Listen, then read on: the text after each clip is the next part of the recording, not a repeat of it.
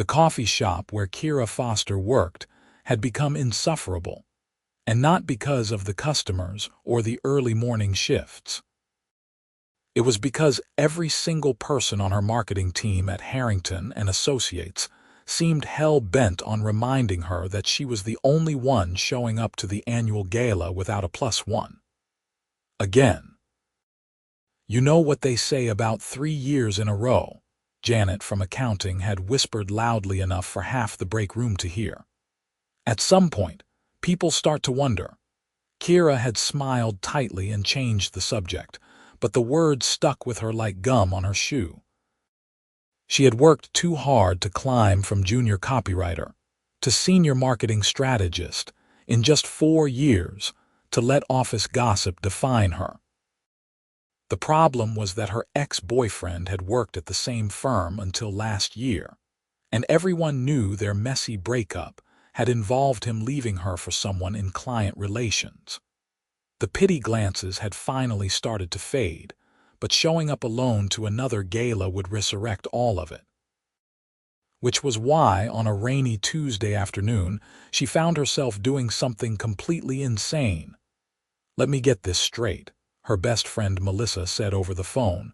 "You want to hire a fake date, not hire. That sounds sketchy." "I just need someone to come with me, someone who looks the part and can handle small talk for a few hours." Kira paced her small apartment, phone pressed to her ear. "The gala is in 3 days and I cannot show up alone again. I cannot, so ask someone. What about that guy from your gym? He thinks CrossFit is a personality trait. The barista who always gives you extra foam. He is 19, Melissa. 19. There was a long pause. "What about posting on that app? You know, the one where people offer services." Kira had already downloaded it. She had already typed out the request and deleted it 5 times. But now, with Melissa's encouragement, she opened the app again and wrote quickly before she could overthink it. "Need a date for a work event this Friday. Professional atmosphere, business formal attire required. Must be able to hold conversation and handle office small talk. 3 hours maximum. Will provide dinner and compensation for time." She posted it and immediately wanted to delete it. But within minutes, responses started flooding in. Most were immediately disqualifying. Too young, too casual, too many spelling errors that suggested they had not read the post at all. Then one caught her eye. "I can help. Available Friday evening. Comfortable in formal settings and experienced with corporate events. No expectations beyond the arrangement. Let me know the details." The profile was sparse. The name was listed as T. Sullivan. One photo showed a man in a dark suit at what looked like a charity event, his face partially turned away from the camera. He looked tall, broad-shouldered, with dark hair and a strong jawline. The few reviews on his profile were all 5 stars, mostly for business consulting services and what looked like professional networking help. Kira messaged him before she could talk herself out of it. By Wednesday evening, they had exchanged enough messages to establish the basic plan. He would meet her outside the Grandview Hotel at 7 on Friday. She would brief him on key people to know. They would stay for the cocktail hour, dinner, and 1 round of speeches, then leave. Simple and transactional. She tried not to think about how desperate this made her seem. She tried to focus on work, on the new campaign she was developing for a sustainable furniture company, on anything except the fact that she was meeting a complete stranger on Friday and introducing him as her date.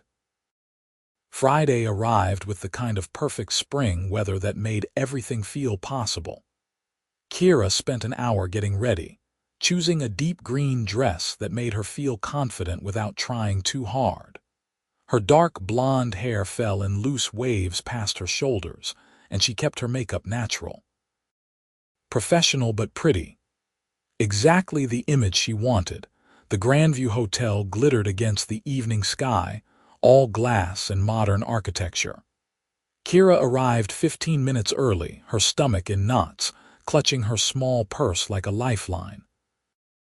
Other colleagues were already streaming in, laughing and chatting with their actual significant others. Then she saw him. He stood near the entrance, hands in the pockets of a perfectly tailored charcoal suit, and Kira felt her breath catch. The photo had not done him justice. Tall was an understatement. He had to be at least 6'3", with dark hair styled back, sharp features, and eyes that were scanning the crowd with careful attention. When his gaze landed on her, something shifted in his expression. Recognition, maybe, or surprise. He walked toward her with the kind of easy confidence that came from someone used to being in control. Kira Foster. His voice was deep, warm, with just enough roughness to be interesting. "That is me." She tried to sound casual. "You must be T. Sullivan, Tristan."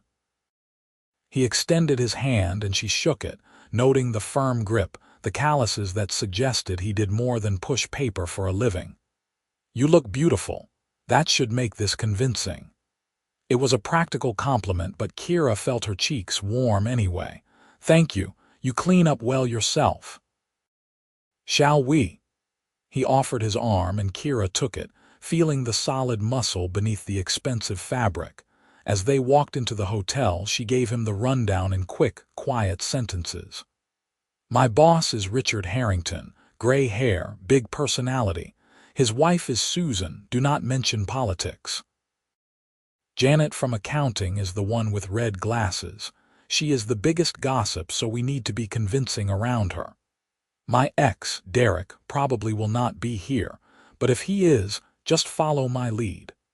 Tristan absorbed all of this with a slight nod, his expression giving nothing away. "What do I do for a living in this scenario?" "I was thinking private equity, something vague enough that people will not ask too many questions." "Works for me." They stepped into the ballroom and Kira felt every head turn toward them, or maybe it was just her paranoia. "Relax," Tristan murmured, his hand settling lightly on the small of her back. "You look like you are walking into an execution." "Kira." Richard Harrington himself appeared, all booming voice and expensive cologne. "There you are. And who is this?" "Richard, this is Tristan Sullivan." "Tristan, this is my boss, Richard Harrington." The two men shook hands and Kira watched Tristan's entire demeanor shift into something smoother, more polished. "Pleasure to meet you, sir. Kira speaks very highly of you." "Does she now?" Richard looked delighted. "Well, any friend of Kira's is welcome here." "What line of work are you in, Tristan?" "Investment management, mostly private equity. Nothing as creative as what Kira does." He glanced at her with what looked like genuine admiration. "She has been telling me about your sustainable furniture campaign." Impressive work. Kira had mentioned it exactly once in their messages, and she was surprised he remembered. Richard beamed. "She is one of our best. You have good taste, young man." Richard clapped Tristan on the shoulder and moved on to greet other arrivals. "Private equity," Kira repeated once they were alone. "You sound like you actually know what you are talking about." "I might have done my homework." Tristan guided her toward the bar, his hand still on her back, and Kira tried to ignore how natural it felt. "What are you drinking?" "White wine." "Something dry." He ordered her a Sauvignon Blanc and a scotch for himself, and they moved to a quieter corner of the room. The ballroom was filling up fast, colleagues and their partners mingling in clusters. Kira recognized most of the faces, felt the weight of their curious stares. "So," Tristan said, studying her over the rim of his glass, "tell me the real story. Why hire a stranger for this instead of asking a friend?" Kira considered deflecting, but something about his direct gaze made her want to be honest. "My ex worked here. We broke up 18 months ago, and it was messy and public, and I am tired of being the sad single girl everyone pities. I just wanted one night where I could show up and feel normal." Tristan was quiet for a moment, and Kira worried she had overshared. But then he said, "For what it is worth, anyone who made it messy was not worth your time in the first place." That is a kind way of calling him an idiot, if the shoe fits. The corner of his mouth lifted in something that might have been a smile. "How long did you date?" 3 years. "I thought we were building toward something permanent. Turns out he was building toward someone else. His loss." Tristan said it simply, like it was fact rather than consolation. Before Kira could respond, Janet from accounting descended on them with the inevitability of a heat-seeking missile. "Kira, oh my goodness, who is this handsome man?" Janet's eyes were gleaming behind her red glasses. The next 20 minutes were a blur of introductions, small talk, and Janet's barely concealed attempts to extract every detail about Tristan's life. To his credit, he handled it all with smooth confidence, his hand occasionally finding Kira's waist or arm in gestures that looked casual but felt deliberate. Convincing. When dinner was announced, they found their assigned table near the center of the room. Kira's colleagues filled the other seats, all curious eyes and polite questions. Tristan fielded them easily, asking questions about their work, laughing at the right moments, playing the role of attentive boyfriend so well that Kira almost forgot it was fake. Almost. The food was the kind of expensive catering that looked better than it tasted. Kira pushed her salmon around her plate, hyper-aware of Tristan beside her, the warmth of his body, the way his arm draped casually across the back of her chair. "You okay?" he asked quietly, leaning close enough that his breath stirred her hair. "This is weird," she admitted, equally quiet. "You are really good at this. At pretending, at making it look real." Something flickered in his expression, gone before she could identify it. "Maybe it is not that hard to pretend with you." Before Kira could figure out what that meant, Richard stood to give his annual speech. The usual platitudes about teamwork, growth, success. Kira had heard versions of it every year, but tonight she barely processed the words. She was too aware of Tristan's thumb tracing absent patterns on her shoulder, a gesture so natural she wondered if he even realized he was doing it. When the speech ended, and the lights came up for dancing, several couples moved to the floor. Kira expected Tristan to suggest they leave soon. They had fulfilled the basic requirements of the arrangement, but instead he stood and offered his hand. "May I?" "You do not have to," Kira said quickly. "We have done enough for people to see." "I know I do not have to." His hand remained extended. "But the song is decent, and you look like you could use a break from sitting." The song was something slow and classic, the kind of music that made Kira think of old movies. She took his hand and let him lead her to the dance floor, hyper-aware of all the eyes tracking their movement. Tristan pulled her into a proper frame, one hand at her waist, the other holding hers. He moved with the kind of easy grace that suggested actual dance lessons at some point in his life. "You are full of surprises," Kira said. "My mother insisted on cotillion classes. I fought it at 16, but it turns out knowing how to waltz occasionally comes in handy." "Cotillion classes, so you grew up with money." "Some." His tone suggested that was a conversation for another time. "What about you? What is Kira Foster's origin story?" "Much less interesting." Small town in Pennsylvania, state school, moved to the city for work. Very standard millennial trajectory. "I doubt anything about you is standard." The comment caught her off guard, made her miss a step. Tristan steadied her easily, and Kira found herself looking up at him, really looking. His eyes were dark brown, almost black in this lighting, and there was something in them that did not match the casual pretense of this arrangement. "Why did you agree to this?" she asked suddenly. "The app, I mean. You could be doing anything on a Friday night." "Maybe I wanted to help someone who needed it." That is a non-answer. Maybe I am better at asking questions than answering them. but his expression softened slightly.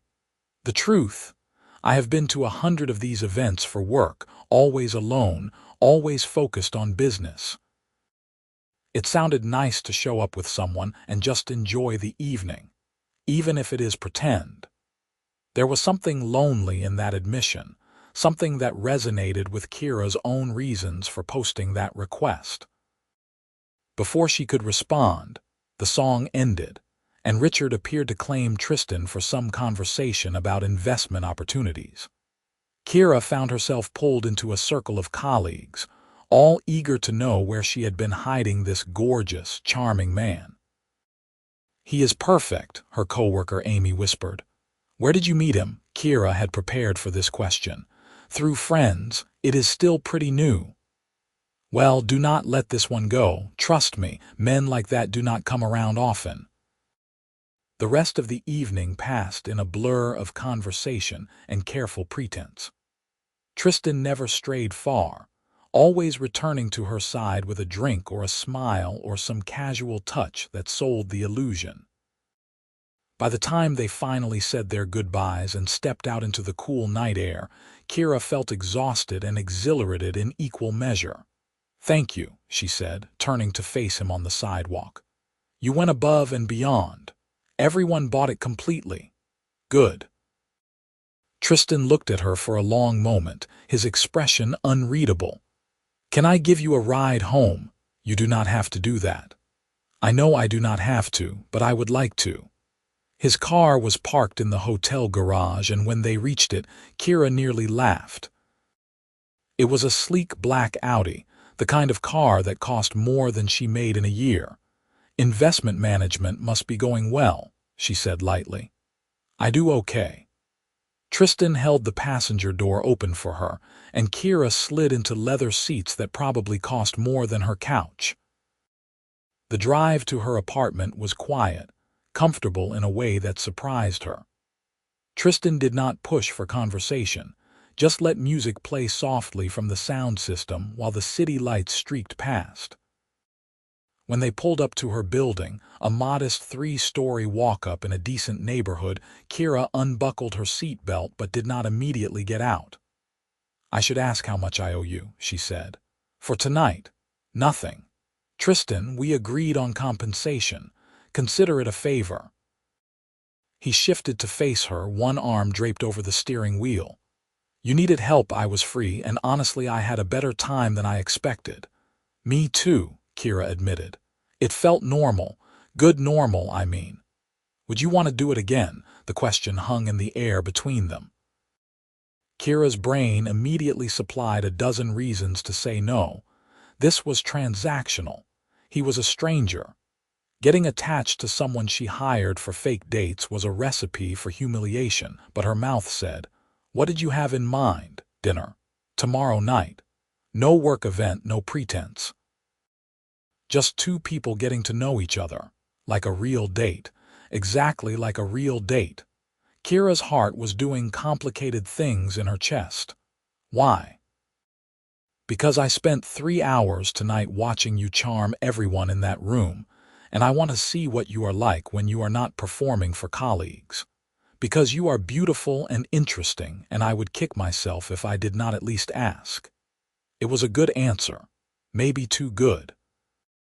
Kira thought about all the reasons to be cautious, to keep this clean and simple, but she was tired of being cautious, tired of letting past hurt dictate present choices. "Okay," she said. "Tomorrow night, but I am picking the restaurant." Tristan's smile was genuine this time, transforming his whole face. "Deal."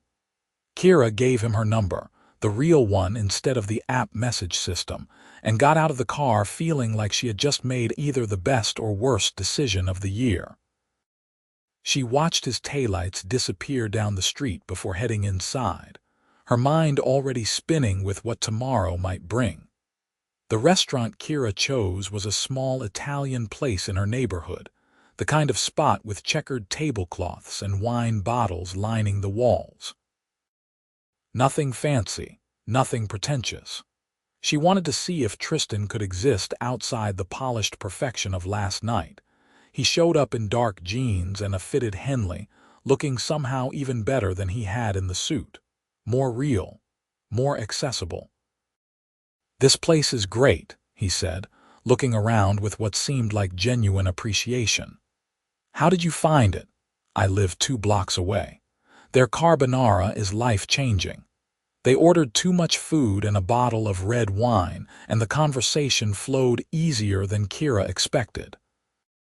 Tristan asked about her work, about what drew her to marketing, about her childhood in Pennsylvania. He listened with full attention, asked follow-up questions, made her feel like everything she said mattered. "Your turn," Kira said, twirling pasta around her fork. "I gave you my whole life story. I want yours."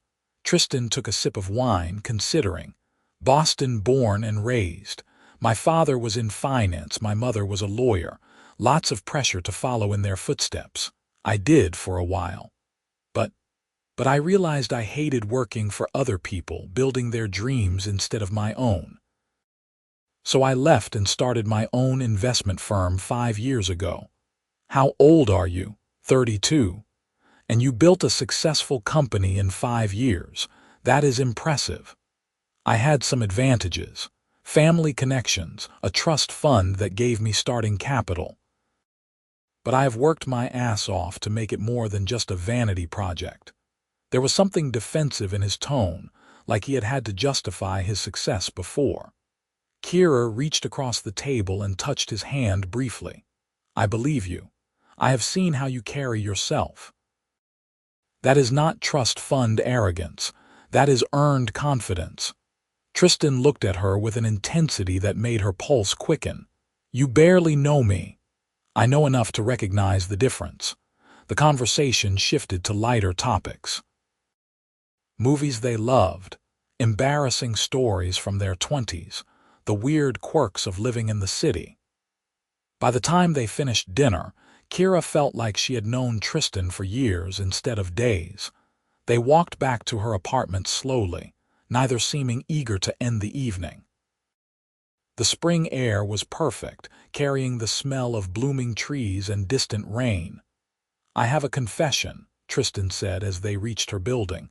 "Last night was not entirely selfless." Kira's stomach flipped. "What do you mean?" "I recognized your name from the app. Kira Foster. You did the campaign for Meridian Coffee last year, right? The one about sustainable farming practices. You know my work. I invested in Meridian, part of my firm's portfolio. Your campaign increased their sales by 40% in 6 months.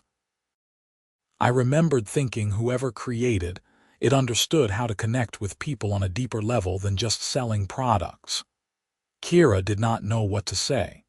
She had won an award for that campaign, but hearing Tristan talk about it with such specific knowledge felt different than generic praise. "So you agreed to be my fake date because you knew my work." "I agreed because I was curious about the person behind the work, and because your post sounded like someone who just needed a break from being strong all the time." He stepped closer, his voice dropping. "Was I wrong?" "No," Kira said quietly. "You were not wrong. Can I see you again? Not fake, not pretend, just this. I would like that." Tristan smiled, and Kira realized she was in serious trouble. This was supposed to be simple. A transaction, a favor, maybe a nice dinner. But the way he looked at her, the way she felt when he was close, none of that was simple at all. He leaned in slowly, giving her time to pull away. She did not. The kiss was soft, questioning, and when Kira leaned into it, deepened it, she felt him make a quiet sound of satisfaction. His hands came up to frame her face, gentle and sure, and Kira let herself fall into the moment without thinking about consequences or complications. When they finally broke apart, both breathing hard, Tristan pressed his forehead to hers. "Good night, Kira." "Good night." She watched him walk to his car, waited until he drove away before heading inside. Her apartment felt different when she entered it, charged with possibility. She pulled out her phone and texted Melissa. "I think I am in trouble." "Good trouble or bad trouble?" Not sure yet. Maybe both. Over the next 2 weeks, Kira saw Tristan 5 more times. Coffee on Monday morning before work, dinner on Wednesday, a farmer's market on Saturday morning where he bought her fresh flowers and she bought him artisan bread. Every date revealed new layers, his dry sense of humor. The way he noticed small details, like how she always ordered her coffee with oat milk, or how she tugged her left ear when she was thinking hard about something. He told her about building his company, Sullivan Capital, from the ground up. About the sleepless nights and the risky investments that paid off. About the pressure of managing other people's money and the satisfaction when he helped a business grow. Kira told him about her failed engagement in college, about moving to the city with nothing but a suitcase and a dream, about clawing her way up in a competitive industry that did not always value creativity over conformity. They were lying on a blanket in the park, watching clouds drift across a perfect blue sky when Tristan said, "I need to tell you something." Kira's stomach clenched. That sounds ominous. Not ominous, just honest. He turned on his side to face her, propping himself up on one elbow. "I have money, more than I let on. Sullivan Capital manages about $800 million in assets and my personal net worth is significant." Kira blinked. "Define significant. North of $100 million. You are a millionaire. Technically more, but yes." Kira sat up, needing space to process. "Why are you telling me this now?" "Because it matters to people. It changes how they see me, how they act around me, and because I did not want you to find out from someone else and think I was hiding it." "Were you testing me?" "Seeing if I would like you without knowing about the money." "Maybe a little," Tristan admitted, sitting up beside her. "But mostly I just wanted to be seen as myself first. Tristan. Not Tristan Sullivan, CEO, not the guy with the 8-figure bank account, just me." Kira understood that more than she expected. She thought about all the times she had been reduced to her relationship status, to office gossip, to everything except who she actually was. "I do not care about your money," she said carefully. "I mean, it is impressive and I am happy you are successful, but it is not why I like spending time with you." "Why do you?" "Because you make me laugh. Because you actually listen when I talk. Because you showed up for me when I needed someone and you have kept showing up ever since." She reached for his hand. "Because being with you feels easy in a way that nothing else in my life does." Tristan pulled her close, kissing her temple. "Same." They stayed in the park until the sun started to set, talking about everything and nothing. When Tristan drove her home, he walked her to her door like he always did. The kiss goodnight lasted longer this time, heated and promising, and when Kira finally pulled away, she was breathing hard. "Come inside," she said. Tristan's eyes darkened. "Are you sure?" "Very sure." What happened next was everything Kira hoped it would be. Tristan was attentive and passionate, taking his time, learning what she liked, making her feel cherished in a way that went beyond physical. When they finally collapsed together, tangled in her sheets, Kira felt something shift in her chest. This was not casual.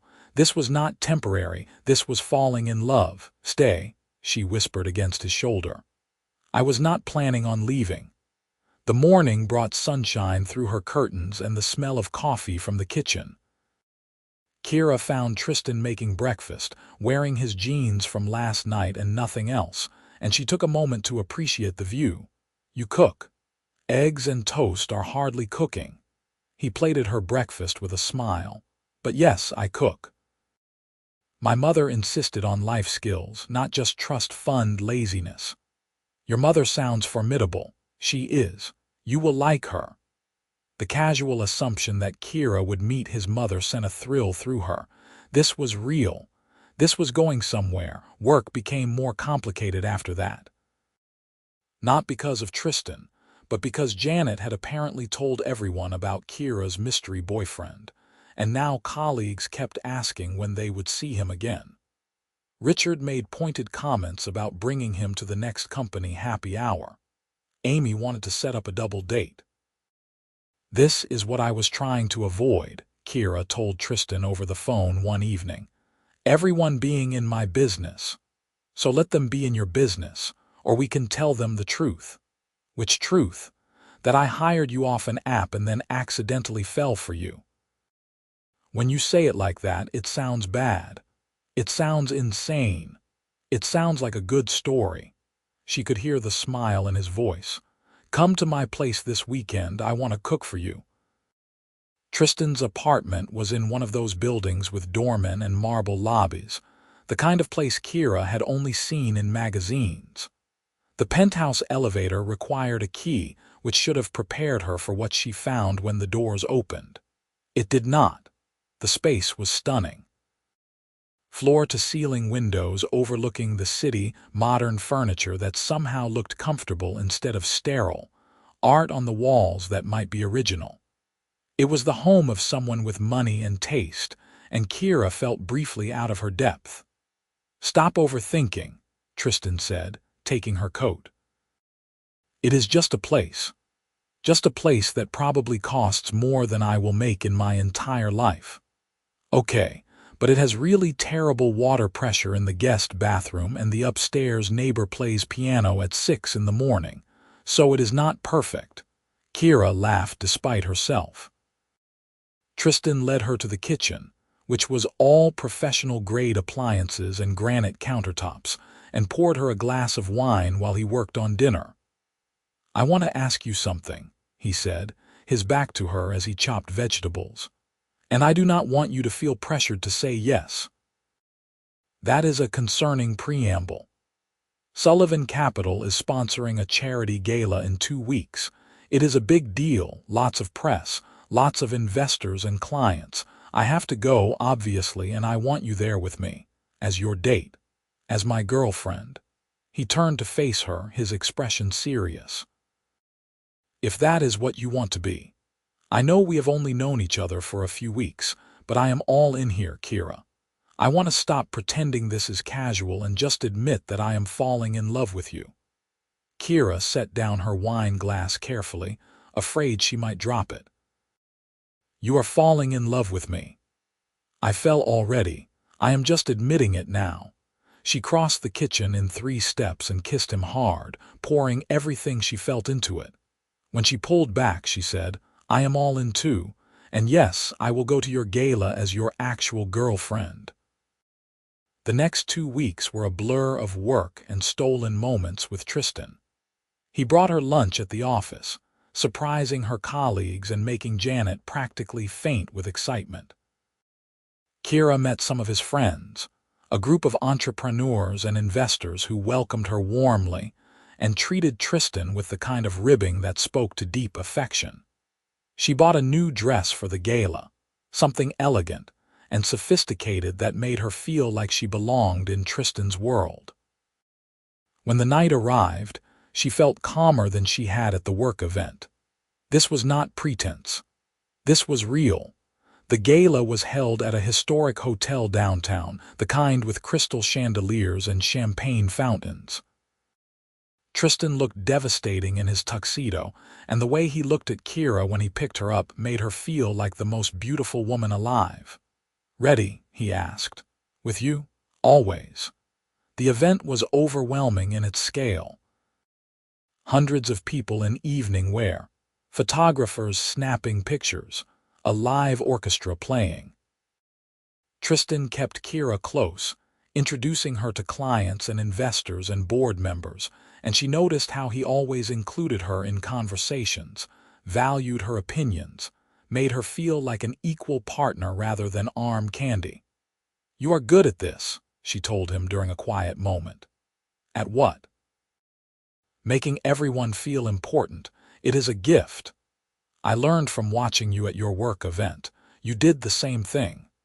Halfway through the evening, an older woman in a stunning navy gown approached them.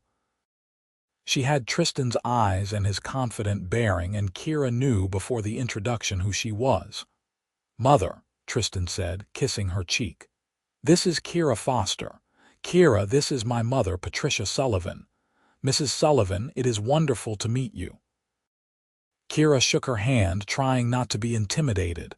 Please call me Patricia, and the pleasure is mine. Tristan has told me so much about you. Her smile was warm but assessing. He says you are brilliant at what you do. I love my work, Kira said carefully. Good. Passion is important. Too many people drift through life without it. Patricia studied her for a moment longer, then nodded as if Kira had passed some test. We should have lunch soon. I want to hear all about how you two met. After she left, Kira exhaled. That was terrifying. You did great. She liked you. How can you tell? Because she suggested lunch. If she did not like you, she would have been polite and cold and never mentioned seeing you again. But she wants to get to know you. Tristan pulled her onto the dance floor. Fair warning, my mother never does anything without a reason. She is already planning our wedding in her head. Tristan, I am kidding, mostly. But the thought did not scare Kira as much as it should have. Dancing with Tristan in that beautiful ballroom surrounded by the life he had built, she could imagine a future together. Not just dates and sleepovers, but something permanent, something real. The gala ended late and they went back to Tristan's apartment, too wired to sleep. They sat on his couch, her feet in his lap, talking about the evening. Thank you for coming, Tristan said. It meant a lot, having you there. I liked seeing you in your element. You belong in rooms like that. Maybe. But I would rather be here with you. He kissed her slowly, thoroughly, and Kira felt the last of her walls crumble. She had been so careful for so long, protecting herself from hurt. But Tristan made her want to be brave. Over the next few months, they fell into a rhythm. Weeknight dinners and weekend trips, meeting each other's friends and families. Kira finally introduced him to her parents when they visited the city, and her mother pulled her aside to whisper, "He is wonderful, honey. Do not let this one get away." Work got busier as Kira took on a major campaign for a new client, and Tristan was traveling more for business. They had their first real fight about scheduling, about feeling like they were ships passing in the night. It was messy and emotional, and Kira worried they would not recover from it, but Tristan showed up at her apartment at midnight with apologies and honesty. I am sorry. I got caught up in work and forgot to prioritize us. That will not happen again. I am sorry too. I should have communicated better instead of letting it build up. We are still learning, Tristan said, pulling her close. But I want to keep learning. I want to figure this out with you. They did figure it out. They learned to communicate, to make time even when they were busy, to choose each other over and over again. Kira met Patricia for lunch, which turned into regular meetings that felt like building a relationship separate from Tristan. She learned that Patricia had built her own law firm from nothing, that she understood ambition and drive in a way few people did. He is different with you, Patricia told Kira over coffee one afternoon. Happier, more grounded. Whatever you are doing, keep doing it. I am just loving him, Kira said simply. That is exactly what I mean. 6 months after the work gala where they met, Tristan took Kira back to the Grandview Hotel. She thought they were attending another event, but instead he led her to the rooftop terrace, which was empty except for candles and rose petals and a single table set for two. Tristan, what is this? This is where I fell for you. Right here, pretending to be your date, dancing with you and realizing I did not want it to be pretend. He took her hands, his expression more vulnerable than she had ever seen it. You changed my life, Kira. You made me understand what I was missing, what real partnership looks like, what love is supposed to feel like. Tristan. He dropped to one knee and Kira's breath caught in her throat. I know it has only been 6 months. I know people will say it is too fast, but I have never been more sure of anything in my life. He pulled out a small velvet box, opening it to reveal a stunning diamond ring that caught the candlelight. Kira Foster, will you marry me? Kira was crying, laughing, nodding all at once. Yes. Yes, of course, yes. The ring slid onto her finger perfectly, and Tristan stood to kiss her, lifting her off her feet and spinning her around. When he finally set her down, they were both grinning like idiots. I love you, Kira said. I love you so much. I love you too. Even when you make me pretend to know about sustainable furniture campaigns. You did know about them. You had invested in the company. Okay, but I had to Google the details before the gala. They laughed and kissed and made plans, talking late into the night about the future they would build together. Not pretend, not transactional, but gloriously, messily real. The wedding happened 8 months later in a garden ceremony that was equal parts elegant and intimate. Melissa was the maid of honor, crying through her entire speech about how Kira deserved this happiness. Richard and several colleagues attended, and Janet told everyone who would listen that she had known they were perfect for each other from the start. Patricia welcomed Kira into the family with genuine warmth, and Kira's parents were delighted to see their daughter so happy. Tristan's vows made everyone cry, especially the part where he thanked Kira for taking a chance on a stranger from an app and turning his entire world upside down. Kira's vows were just as emotional. You saw me when I felt invisible. You chose me when I felt unchosen. You made me believe in love again, and I promise to spend the rest of my life showing you what that means to me. They honeymooned in Italy. 2 weeks of wine and laughter and lazy mornings in bed. When they returned, Kira moved into the penthouse, bringing her mismatched furniture and her ridiculous coffee mug collection, and all the small pieces of her life that made the space finally feel like home. Work remained important to both of them, but they learned to balance ambition with partnership. Kira made senior director within a year, leading campaigns that won national attention. Tristan's firm continued to grow, but he was more selective about travel, prioritizing time with his wife over endless business trips. They talked about children, about what kind of parents they wanted to be. Kira worried about balancing career and motherhood, and Tristan reminded her that they were a team, that they would figure it out together like they figured out everything else. 2 years after the wedding, Kira found out she was pregnant.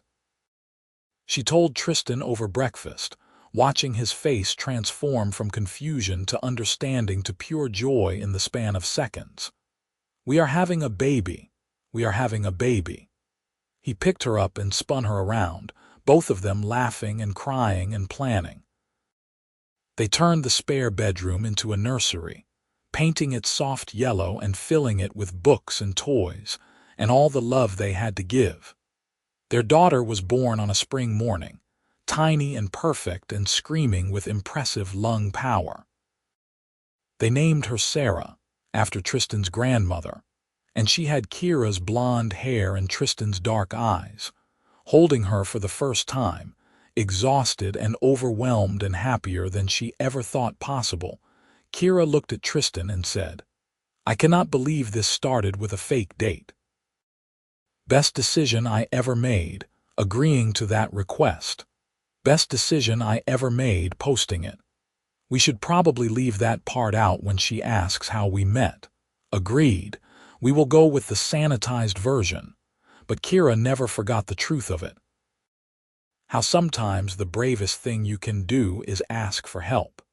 How sometimes strangers become the most important people in your life. How love can start in the most unexpected places and grow into something beautiful and permanent and real. Sarah grew into a bright, curious toddler who had her father's confidence and her mother's creativity. They had a son 2 years later, Michael, who was calmer and more thoughtful, content to watch the world around him before jumping in. Family dinners became sacred, a time to disconnect from work and focus on each other. Tristan taught Sarah to dance in the living room, the same way he had danced with Kira at that first work gala. Kira read bedtime stories with voices and dramatic flair, making the children shriek with laughter. Patricia was a devoted grandmother, showing up with gifts and wisdom in equal measure. She told Kira once, years after the wedding, "I knew you were right for him when he smiled differently around you, like he had been waiting his whole life to be that happy." Life was not perfect. There were sleepless nights and arguments about whose turn it was to handle the 2 a.m. feeding. There were work stresses and family complications, and all the normal struggles of building a life together. But through it all, Kira and Tristan chose each other.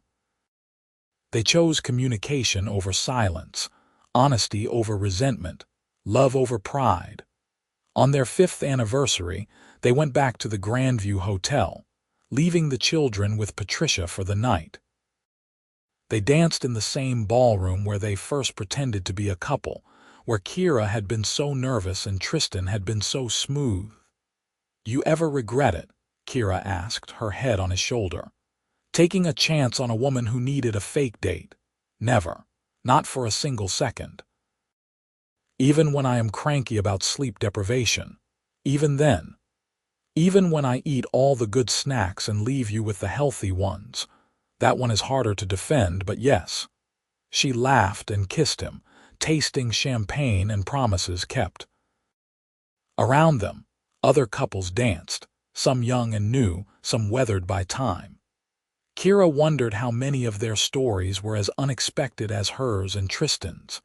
The years continued to pass, marked by birthday parties and school plays and family vacations. Sarah grew into a confident teenager who wanted to study business like her father.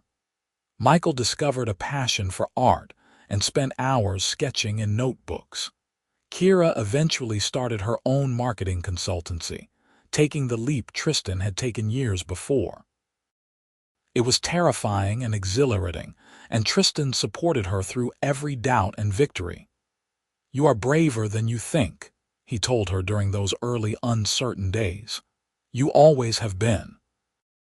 Sullivan Capital continued to thrive, and Tristan brought both children into the office occasionally, teaching them about investment and responsibility, and using privilege for good.